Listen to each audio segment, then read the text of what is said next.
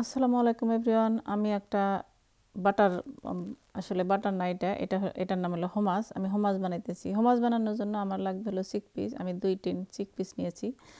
তো এটা আধা কেজির চেয়ে বেশি। তো আর মানে 600 গ্রামের মতো।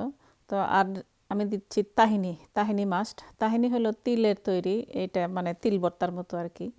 আপনি এটা যদি তিল এরকম যদি তাহিনি পাওয়া না যায়, তো আপনি কিন্তু তিল ভাইজা বাইটা বা ব্লেন্ড করে নিলেও এটা হবে। তো আমি অল্প একটু তাহিনি দিলাম হলো আপনার চিক পিসের অর্ধেক, সরি অর্ধেকের একটু কম।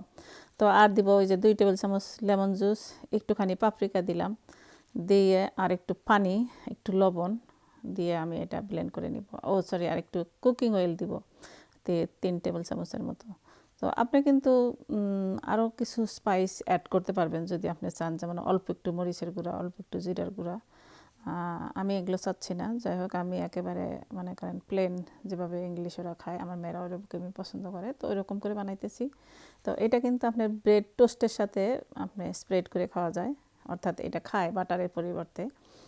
আর আপনার এই যে আপেল, ক্যারট বা আপনার কিউকাম্বার, এগুলো দিয়ে মানে ডিপ করে আপনার সসের মতো আর কি লাগায় বা ক্রিমের মতো লাগায় খাওয়া যায় আর কি, ভালো লাগে।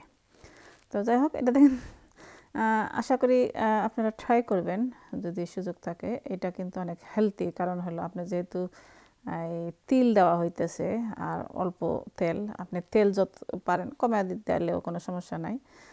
তো যাই হোক, এটা কিন্তু মজা লাগে তেল দেওয়ার কারণে। আর এটা 7 দিন 1 সপ্তাহ পর্যন্ত খাওয়া যায়। আমার বাসায় তো এটা সবাই পছন্দ করে। Thank you.